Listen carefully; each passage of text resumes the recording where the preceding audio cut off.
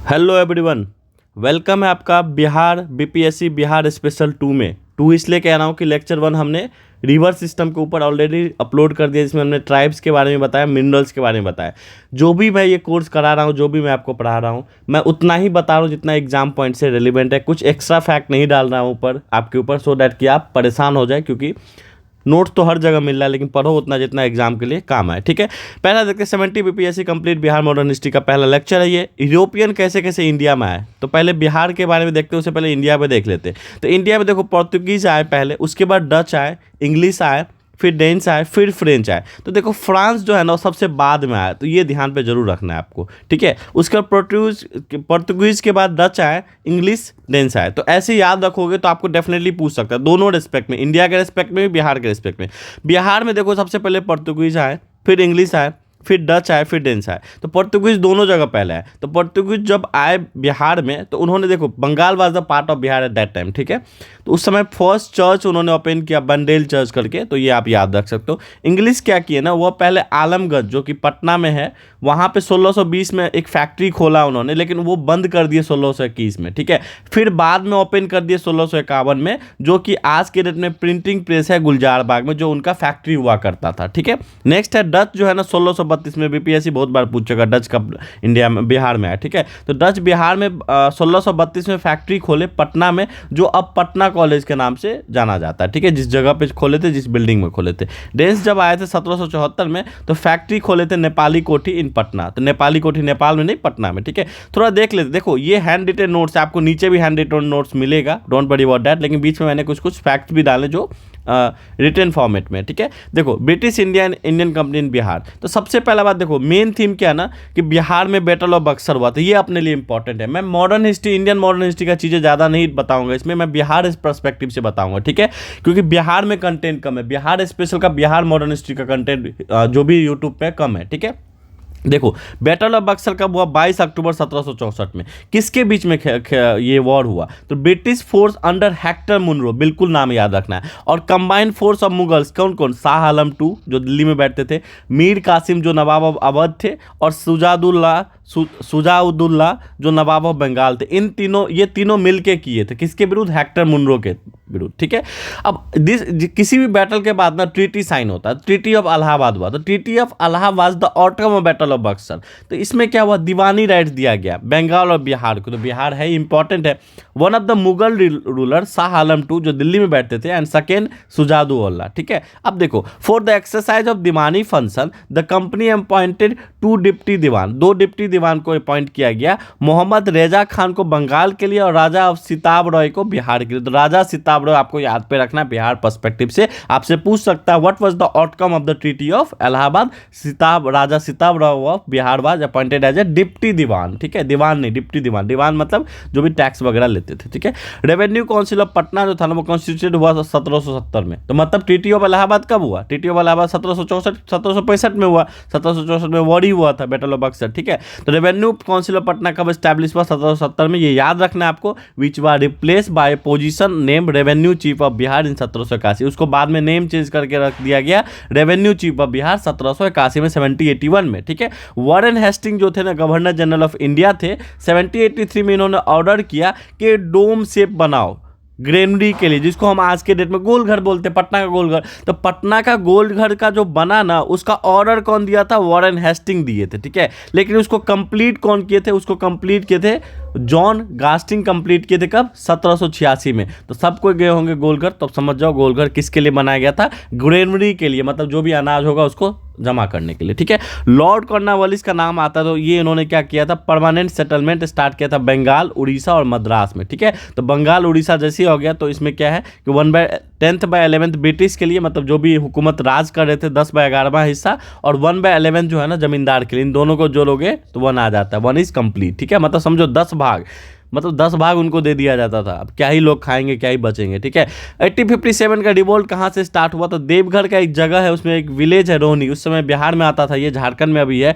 32nd मतलब 32वां infant regiment जो है ना 12 जून 1857 में स्टार्ट कर दिया। ठीक है, और भी डिटेल देखेंगे, उससे पहले मई में ही स्टार्ट हो गया, तो वो देखेंगे नीचे। कुछ फैक्ट यहाँ पे देख लेते। देखो 3 नाम आपको ध्यान पे रखना, 2 ब्रिटिशर ऑफिसर थे, एक थे आपके लेट नॉर्मन लेसी और sergeant de Grant were sent in this revolt. इस रिवोल्ट के लिए इनको भेज दिया गया। कहाँ? जब 22वां इन्फेंट्री रेजिमेंट इससे लड़ रहे थे। But the revolt was crushed by MC Donald. तो MC डोनाल्ड जो है ना इस रिवोल्ट को क्रश कर दिए, ये आपको ध्यान पे रखना है। ठीक है, revolt at Danapur cantt. Danapur cantt में कब रिवोल्ट स्टार्ट हुआ? 1857 के जुलाई में। कब जुलाई में? 25 जुलाई को। लेकिन ये रिवोल्ट को ना, इसको सपोर्ट, इसके अगेंस्ट में कौन थे? जो भी महाराजा ऑफ दरभंगा थे, डुमराव के महाराजा और हथवा के जो थे, वो उन्होंने क्या करा ना, ब्रिटिश को हेल्प कर दिया, मैन पावर दे दिया, मनी दे दिया फॉर क्रशिंग द रिवोल्ट। क्योंकि वो जो भी प्रिंसली स्टेट थे ना, Darbhanga was the princely state, वो चाह ही नहीं रहे थे कि ये लोग चले जाए, क्योंकि उसके बाद उनको पता था देश आज़ाद हो जाएगा और गवर्नमेंट बनने रहेगा, डेमोक्रेसी वगैरह आ जाएगा, तो मेरा जो राजा का साम्राज्य वो खत्म हो जाएगा। तो उनको ब्रिटिश ज़्यादा अच्छा लग रहे थे। ठीक है, बाबू कुंवर सिंह जो थे जगदीशपुर के थे। ठीक है, जगदीशपुर स्टेट के भी नीचे उनके बारे में देखेंगे। Most notable figure of this revolt, actively led a band of arm forces of 4000 soldier, recorded victory in many battles. बहुत बार लड़ाई लड़े ब्रिटिश के साथ। 1857 80 साल का बुढ़ा जो लड़ाई लड़ रहा है, और ब्रिटिश से उन्होंने हारा नहीं। ठीक है, लास्ट लड़ाई उन्होंने ली ग्रैंड से लड़ा, ये मैं बताऊंगा। ली ग्रैंड से लास्ट लड़ाई उन्होंने लड़ा और इस लड़ाई में वो जीते। ठीक है, 23 अप्रैल को लास्ट लड़ाई लड़े वो, इसलिए वीर कुंवर दिवस 23 अप्रैल को मनाया जाता है। और ये 26 अप्रैल को डेथ कर गए। ली ग्रैंड से भी वो हारे नहीं। तो वीर कुंवर सिंह 1857 के लड़ाई में पर्सनली वो हारे नहीं, भले ब्रिटिश का जीत हो गया था। ठीक है, अब देखते हैं, he successfully occupy Arrah on July 1857 को जुलाई में आरा को उन्होंने फिर से ऑक्यूपाई कर लिया। आरा में वहाँ पे वो राजा वहाँ के वो थे, बाबू कुंवर सिंह जगदीशपुर आरा के ही थे। हेल्प ऑफ नाना साहब डिफीटेड ब्रिटिश फोर्सेस आजमगढ़। तो आजमगढ़ यूपी का जो है उसमें नाना साहब को उन्होंने मदद किया था। ठीक है, अब देखते हैं आरा के कुंवर सिंह जो थे ना, जगदीशपुर स्टेट आरा के अंदर, उसके वो थे उज्जैन राजपूत से आते थे। गवर्नर जनरल उस समय में कौन था जब लड़ाई हो रहा था? लॉर्ड कैनिंग थे। कमिश्नर ऑफ पटना कौन थे? विल्सन टेलर थे। और लेफ्टिनेंट गवर्नर ऑफ बंगाल कौन थे? हैलिडे थे। ये नाम आपको डेफिनेटली याद रखना, कोई चॉइस आपके पास नहीं है। मार्च 29 को 1857 में क्या हुआ था? Revolt of 8757 started from the Barrackpore cantonment 34th Bengal infantry under the Mangal Pandey. जो सब सुनते हो कि मंगल पांडे को दिया गया राइफल वगैरह, उसमें जो मुंह से यूज करना पड़ता था, उसमें वीफ वगैरह का यूज किया जाता था, उन्होंने इससे विद्रोह कर दिया। तो मंगल पांडे किससे ताल्लुक रखते थे? वो रखते थे 34th से, ये ध्यान पे रखना। और ये उन्होंने 29 मार्च को रिवॉल्ट स्टार्ट कर दिया। 10 मई को क्या हुआ? Spread widely from Meerut containment. Meerut containment से स्प्रीड होने लग गया, स्प्रीड मतलब फैलने लग गया। जून 12 1857 पे 32 रेजिमेंट रेबेलियन रोहिणी देवगढ़, जो हमने आपको ऊपर बताया, क्रॉनिकल ऑर्डर में आपको यहाँ एक्सप्लेन कर दिया, सो दैट बीपीएससी पूछ लेती है। जुलाई 3 को क्या हुआ था? पीर अली जो एक बुक सेलर थे, उन्होंने डॉक्टर लेल जो था ना, ओपियम ट्रेडर था, उसको मार दिया। तो ब्रिटिशर्स था, मार दिया पीर अली, बहुत बहादुर थे।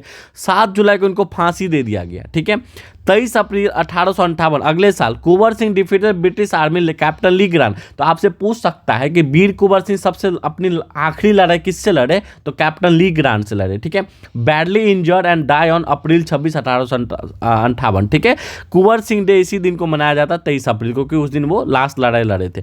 अब देखो बिहार में कुछ मूवमेंट हुआ था, उसमें से एक वाहिबी मूवमेंट है। ये किससे इंस्पायर हुआ था? फर्जी मूवमेंट से इंस्पायर हुआ था। ठीक है, 1817 में फर्जी मूवमेंट हुआ था। ये हाजी सरियातुल्लाह जो थे ना, फेमस किया था इनको दुदू मियाँ। तो देखो फर्जी मूवमेंट को स्टार्ट कौन किया था? हाजी सरियातुल्लाह स्टार्ट किया था। इनको फेमस कौन किया था? दुदू मियाँ स्टार्ट किए थे, बिल्कुल याद रखना है। ये मुस्लिम सोशल रिफॉर्म मूवमेंट था, वही मूवमेंट। इसके मेन प्रोपोनेंट कौन थे? मेन लीडर कौन थे? सैयद वहब थे, विलायत अली थे, जो फॉरमोस्ट लीडर थे इसके, इनायत अली थे, याद कर लो, विलायत अली, इनायत अली, शायद अभी 2 और भी लीडर थे, अब्दुल वहाब और शाह वलीउल्लाह। तो आपको याद रखना है, पटना में स्टैब्लिश हुआ था ये। ठीक है, नेक्स्ट है पटना वाज मेन सेंटर 1822 से 1868 तक ये चला। ठीक है, कुछ भाग इसका मेन पटना में ही था, कुछ आपका पाकिस्तान में भी चला, लेकिन वही मूवमेंट पटना के लिए ज़्यादा फेमस था।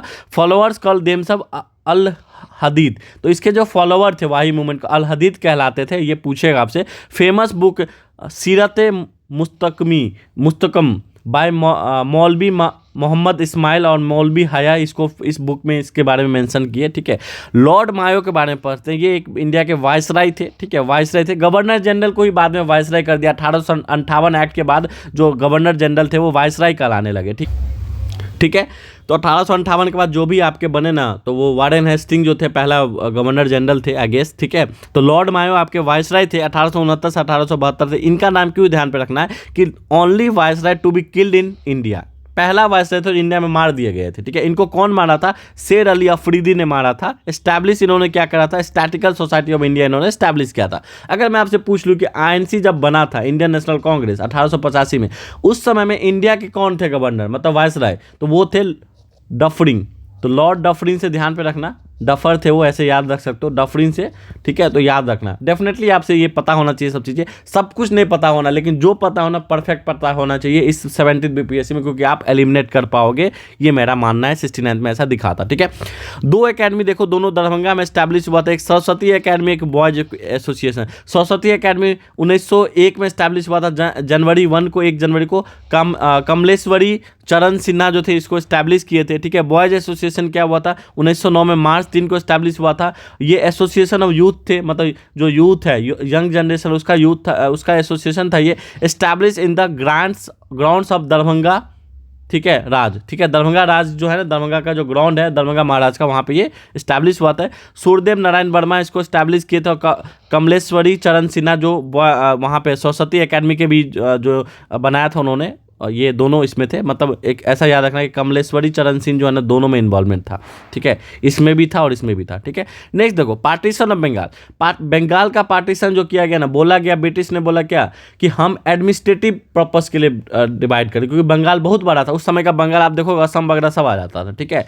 तो बिहार उड़ीसा सब आ जाता, झारखंड बिहार उड़ीसा बंगाल इधर असम वगैरह सब आ जाता था। तो उन्होंने बोला कि बहुत बड़ा एरिया है, एडमिनिस्ट्रेशन करने में बहुत प्रॉब्लम आ रही है, इसलिए हम डिवाइड करें। लेकिन मेन उनका थीम क्या था कि वो हिंदू और मुस्लिम को अलग करना चाहते थे। क्यों? देखो, जो वेस्ट बंगाल था ना, अभी इसलिए वेस्ट बंगाल नाम है बंगाल का, ठीक है, वो वेस्ट में है, ठीक है।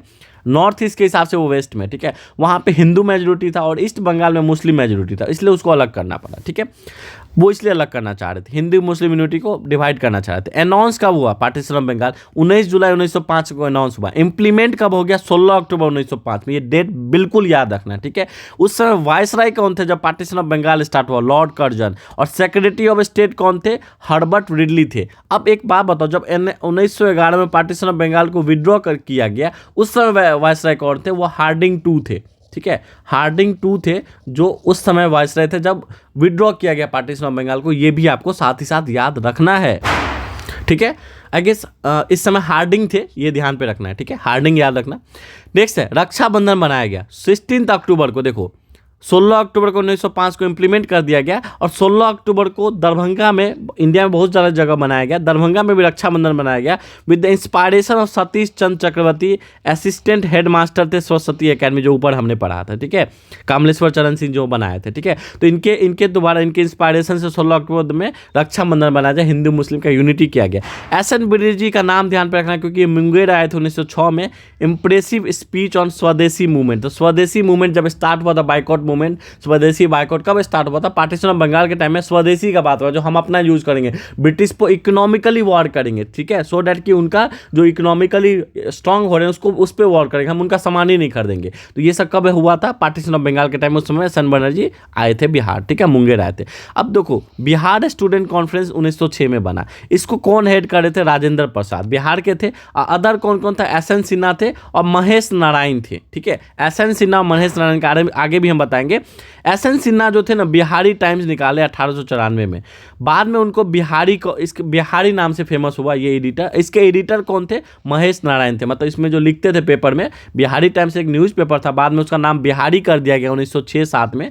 1917 के आसपास ये बंद भी हो गया, तो 1906 में इसका नाम बिहारी कर दिया गया। उसके एडिटर थे महेश नारायण। और यहाँ पे एस.एन. सिन्हा, महेश नारायण एक साथ दिख रहा है आपको, कहाँ पे? बिहार स्टूडेंट कॉन्फ्रेंस में। तो एक साथ पढ़ोगे तो याद रहेगा, ठीक है। 15 सेशन इसका पलामू झारखंड में हुआ था, जिसमें C.F. एंड्रू इसको हेड कर रहे थे, किसको? बिहार स्टूडेंट कॉन्फ्रेंस को। और C.F. एंड्रू को हम लोग क्या बोलते हैं? दीन बंधु बोलते हैं। देश बंधु किसको बोलते हैं? C.R. दास को। ये भी ध्यान पे रखना। 16 सेशन कहाँ हुआ था? हजारीबाग में। इसको कौन लीड कर रही थी? सरला देवी। तो फीमेल थी, तो आपसे पूछा जा सकता है, ठीक है। उसके बाद बना बिहार प्रोविजनल कॉन्फ्रेंस। वो क्या था? बिहार स्टूडेंट कॉन्फ्रेंस था, ये बिहार प्रोविजनल कॉन्फ्रेंस है। इसका फर्स्ट सेशन 1908 में हुआ था, पटना में हुआ। प्रेसिडेंट कौन थे? सर अली इमाम थे, ध्यान पे रखना है इसको। सेकेंड सेशन इसका कब हुआ? प्रेसिडेंट कौन बने, एस.एन. सिन्हा बने, 1909 के आसपास हुआ, एस.एन. सिन्हा बने, ऊपर भी एस.एन. सिन्हा थे। भागलपुर में सेकेंड सेशन हुआ। ये सेशन जो हुआ इसका एफर्ट कौन लगाए थे, तो बाबू दीप नारायण सिंह। तो जब भी भागलपुर का नाम आएगा ना तो इनका नाम जरूर ध्यान रखना, भागलपुर के बहुत ज़्यादा फेमस पर्सनैलिटी थे दीप नारायण सिंह, ठीक है।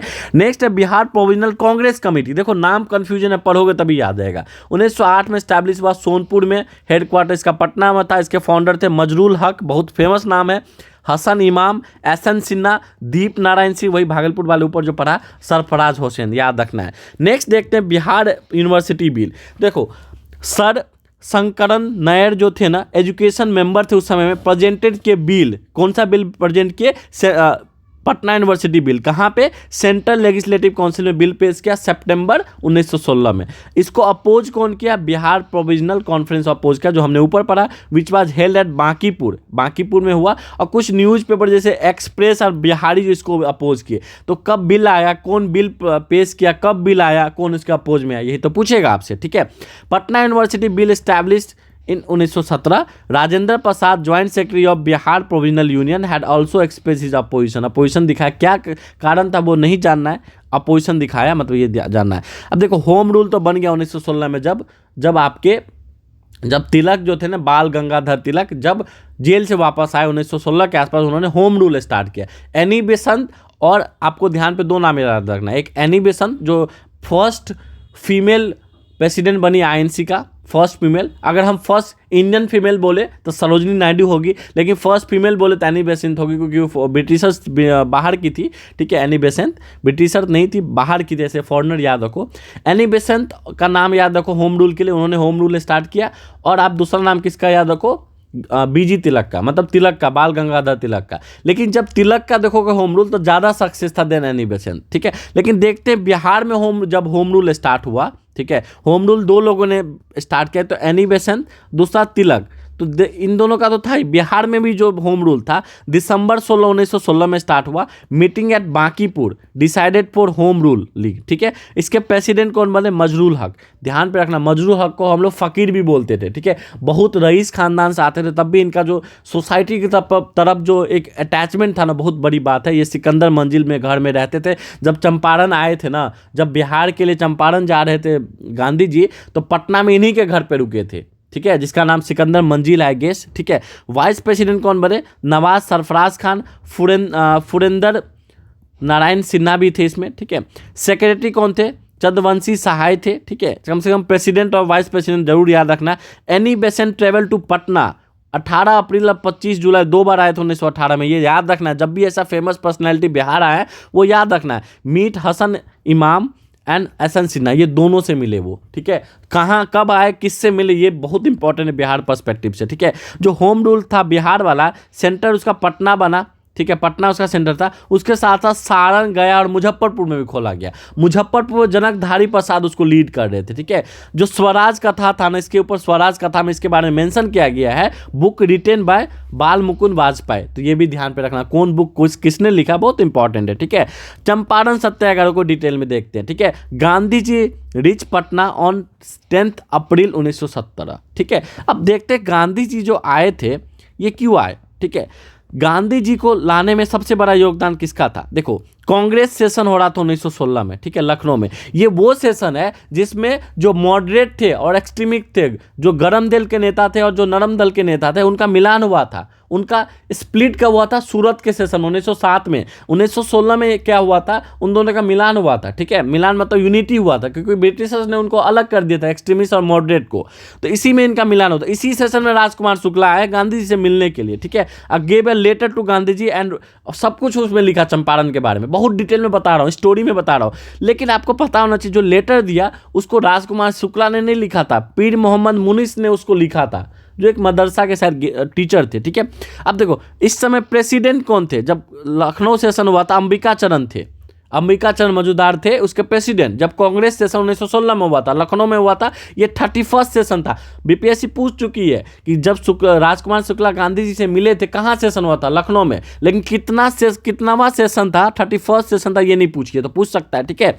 नेक्स्ट ये देखते हैं कि देखो राजकुमार शुक्ला का विलेज कौन था, सतवरिया था, ये ध्यान रखना, चंपारण के आसपास है, ठीक है। First meet between Gandhi and Rajendra, इसी में लखनऊ सेशन में ही राजेंद्र प्रसाद और गांधी जी का पहला मुलाकात हुआ था। हुआ क्या था, जब राजेंद्र प्रसाद के घर पे गए, जब पटना गए थे, राजेंद्र प्रसाद के घर पे गए थे गांधी जी, राजेंद्र प्रसाद नहीं थे, उनके साथ मुलाकात नहीं हुआ था, तब मजरूल हक के घर पे गए। ठीक है, 16 चंपारण सत्याग्रह गांधी जी ने किसको बोला, ब्रज किशोर प्रसाद को बोला। ब्रज किशोर प्रसाद वही है जिनकी वाइफ से जयप्रकाश नारायण का शादी हुआ था। ये सब आपको जानने की जरूरत नहीं है, तब भी आप स्टोरी के समझ में याद रख सकते हो। ठीक है, अब देखो Champaran Satyagraha, Gandhi reach at Patna 10 April 1917। Welcome कौन किया उनको, मुजफ्फरपुर में। मुजफ्फरपुर कब पहुंचे, 11 अप्रैल को। अब बेसी बात, आप चंपारण जाओगे, मोतिहारी जाओगे तो आपको मुजफ्फरपुर होते हुए जाना पड़ेगा। ब्राह्मण भूमिहार कॉलेज था जिसमें जेपी कृपलानी उसको वेलकम किए। तो जेपी कृपलानी भी इंपॉर्टेंट है सर चंपारण सत्याग्रह में। चंपारण कब पहुंचे, 15 अप्रैल को पड़े, मोतिहारी बेसिकली पहुंचे। डीएम ऑफ चंपारण उस समय कौन थे, WB हिकॉक थे। हिकॉक याद रखना, ऑर्डर क्या किए गांधी जी को कि आप चंपारण छोड़ दो 16 अप्रैल को। ठीक है, 3 कटिया सिस्टम था उस समय, 3/20। 3/20 मतलब 3 गट्ठा में आपको इंडिगो प्लांटेशन था करना। देखो अगर आपसे पूछेगा ना तो प्लांटेशन किसके लिए परेशान थे, इंडिगो के लिए परेशान नहीं थे, फोर्सफुली कल्टीवेशन ऑफ इंडिगो के लिए था। मतलब इंडिगो जो था ना, डाई मतलब नीला कलर का डाई, ठीक है, रंग, उसके लिए परेशान थे। उनको 3/3 कट्ठा जो है 20 कट्ठा में 3 कट्ठा आपको वो करना ही करना है, मैंडेटरी था। उसके कारण क्या हो रहा था कि उनका जो खेत था ना, उसका जो फर्टिलिटी था वो घट रहा था और उसमें टैक्स भी लग रहा था। ये सब काम था। ठीक है, टैक्सेस क्या क्या था, तवान था, सर्वेशी था और अब्बौ था। अब्बौ आपसे पूछ सकता है कि एक इलीगल टैक्स था जो उस समय में इंडिगो प्लांटर से लिया जा रहा था। ठीक है, ये ध्यान पे रखना है। Impress by Gandhi ji success in Champaran सत्याग्रह।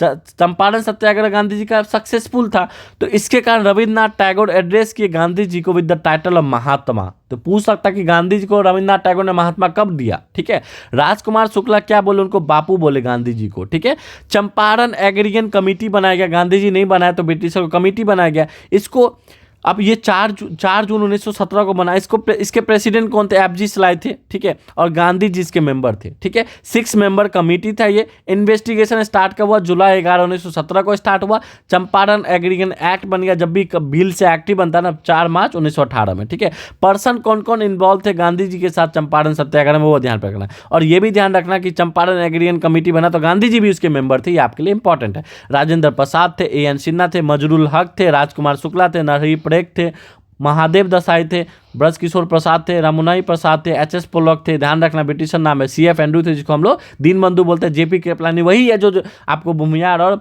ब्राह्मण भूमिहार कॉलेज में वेलकम किया गांधी जी को। कहाँ पे, मुजफ्फरपुर में। देखो ब्राह्मण भूमिहार कॉलेज। ठीक है, नेक्स्ट देखो, पीर मोहम्मद मुदीस जो थे ना, मदरसा के टीचर थे। उन्होंने राइट क्या किया, उन्होंने लेटर भी लिखा गांधी जी को। जो राजकुमार शुक्ला जो लेटर दिए गांधी जी को, लिखा कौन, पीर मोहम्मद मुदीस। पूछ सकता है ना आपसे। ठीक है, चंपारण में अंधेरा दुखी। ठीक है, चंपारण में नदीर शाही दुखी आत्मा, चंपारण की दुर्दशा, ऐसा उन्होंने लिखा। ठीक है, अब देखो फर्स्ट दरबार कब हुआ था। फर्स्ट दरबार आपका लिटन के टाइम में हुआ था, लिटन वायसराय थे उस समय में। ठीक है, वो हुआ था 1817 में। सेकेंड दिल्ली दरबार कब हुआ था, करजन के टाइम 1903 में। करजन वही है जो पार्टीशन ऑफ बंगाल हुआ था। और थर्ड हुआ था हार्डिंग के टाइम 1911 में। अब देखो ये याद रखना आपको, करजन के टाइम में ही पार्टीशन ऑफ बंगाल हुआ और हार्डिंग के टाइम में पार्टीशन ऑफ बंगाल को कैंसिल कर दिया गया। आई होप ये 23 मिनट का वीडियो आपको एंजॉय लगा होगा। अगर आपको अच्छा लगा है तो कमेंट करो, कमेंट से हमको थोड़ा सा मोटिवेशन मिलता है, क्योंकि अभी यूट्यूब में मोनिटाइज हुआ नहीं हूँ तो कमा तो नहीं रहा हूँ। ठीक है, तो अगर आप कमेंट करते हो तो थोड़ा मोटिवेशन मिलता है, तो हम इसका लेक्चर 2 भी लाएंगे मॉडर्न हिस्ट्री का। आई होप कि आपको बहुत सारे फैक्ट भी मिले होंगे, कंसेप्ट भी मिला होगा, स्टोरी भी मिला होगा। Thank you.